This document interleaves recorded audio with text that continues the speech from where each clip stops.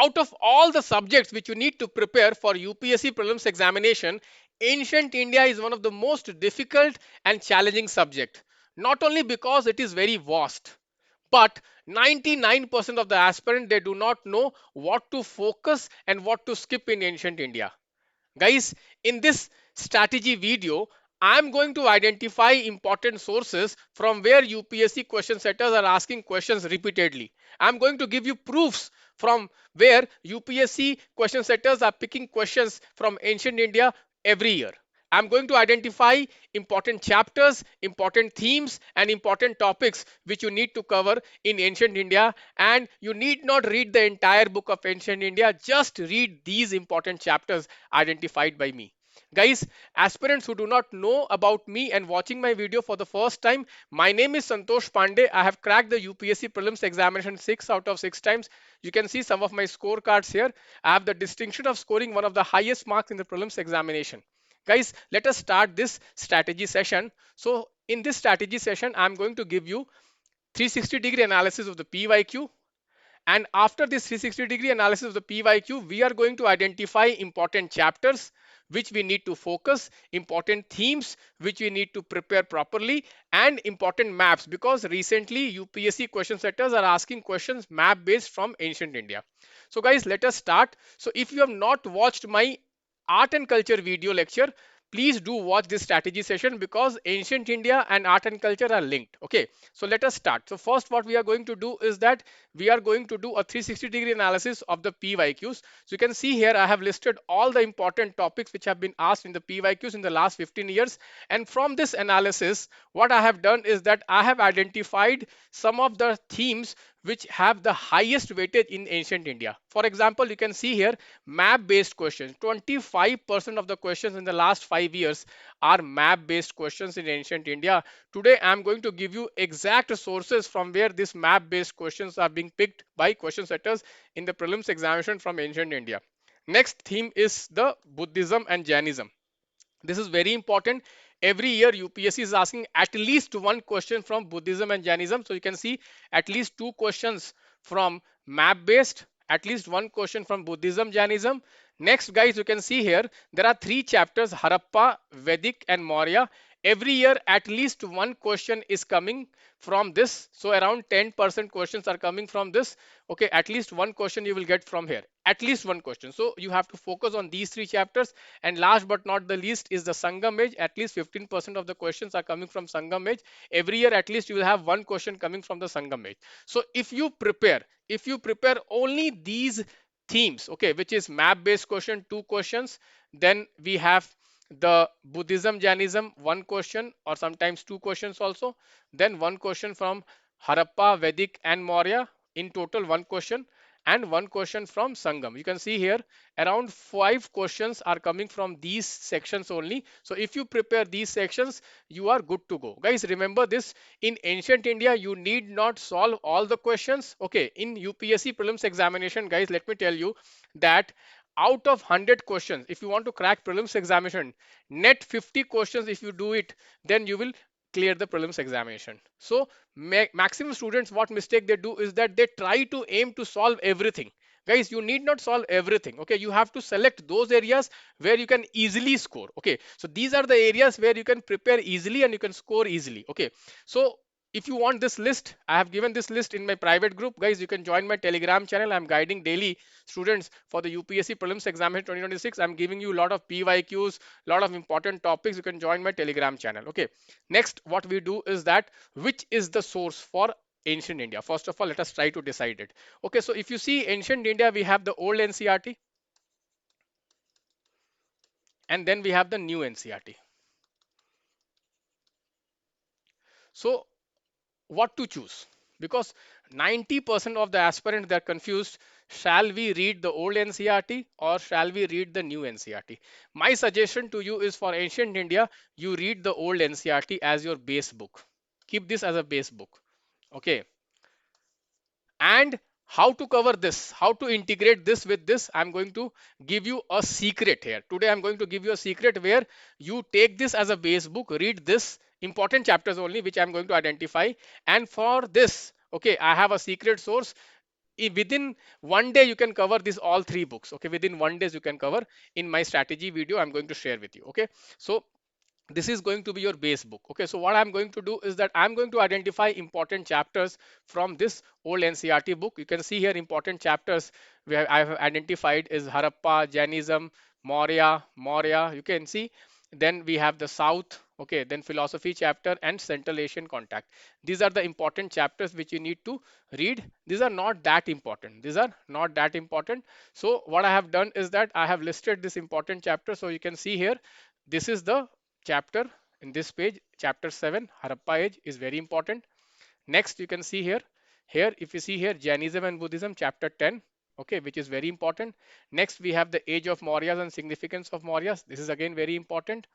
Okay, next, Central Asian contact. Okay, you can read this chapter also. Next, if you see here, the deep south, this is very important. Okay, and then you see here, you have a chapter on development of philosophy. Read this chapter. These are the most important chapter, and every year if you prepare these chapters, out of 6 to 7 ancient India question, 5 questions are coming only for these chapters. Okay, this is the chapters which you need to cover. Now we are going to analyze the PYQs, and I'm going to tell you what are the types of questions which you see in ancient India. So guys, you can see from the themes, from the from the new NCERT. Okay, you can read these 3 chapters. Okay, you can read these 3 chapters. Okay, important chapters from themes. Okay, which is a new NCERT. If you want to read new NCERT, you can read this chapter. But how to cover this new NCERTs, I'll be telling you in this video. Okay, so first type of questions which are coming are map based questions. I'm telling you 25% of the questions are map based questions. So first thing, if you want to read something about ancient India, if you want to prepare something about ancient India for the prelims 2026, first prepare map based question. Let me show you why. So you can see this question, guys, 2025 prelims examination question. They have given territorial region and they have given rivers flowing in the region. You can see directly taken from the new NCERT book, and you can see this is map which is from the new NCERT. Directly you can see Avanti, Avanti. Okay, directly they have taken from this book. Okay, and this is mentioned here. Next, you can see, guys. Okay, this was also from a PYQ. Okay, so you have for map based question, go through all the PYQs. You can see this question. Okay, Avanti was already asked in one of the PYQs. You can see here 2014 PYQ. So not only the new NCERT maps which you need to prepare, you need to go through all the important PYQs which have come, map based PYQs, so that most of the topics you will see getting repeated. Okay, next you can see here. Okay, you can see this question again, map based questions. You have given historical places. Okay, you can see here this was directly taken from the new NCERT map. All these are new NCERT maps. All these are new NCERT. This is prelims 2021 question. Okay, next you can see again, this again prelims 2023 question, again taken from this new NCERT map. Okay, you can see here. Next you can see, moving on, you can see this question. Again, this was taken from the new NCERT. Okay, next you can see here. Again, it was taken. This is the old NCERT and new NCERT map. This is again new NCERT map. New NCERT map. Okay, and there are some old NCERT maps also. So you can see here prehistoric sites, Paleolithic sites, Neolithic sites, megalithic sites.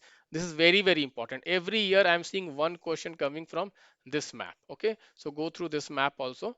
Next you can see, okay, questions which can which have come is ports. They have asked questions on ports. Okay, you can see this was directly taken from the old NCERT. This is old NCERT, deep south. Okay, next you can see Ashokan inscription. Again, this was taken from the new NCERT.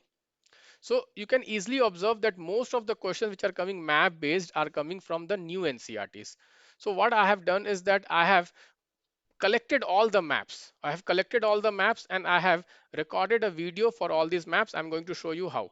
Next, one more thing what you need to do is that you have to keep a kind of note of the current affairs, history maps. You can see this Neolithic habitation found in Assam's Dima Hasao. You can see here Daojali Hudding. Okay, this is very, very important.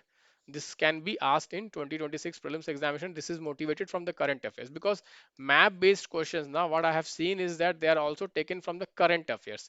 So I have prepared a list of all the important historical sites which have been in news for 2026 prelims examination, which I'll be sharing in my private group. You can join my private group and you can get then access to those lists also. Okay, know what to do next. Okay, what to do? So what you have to do is that you have to collect all the maps from the new NCRTs and from the old NCRTs.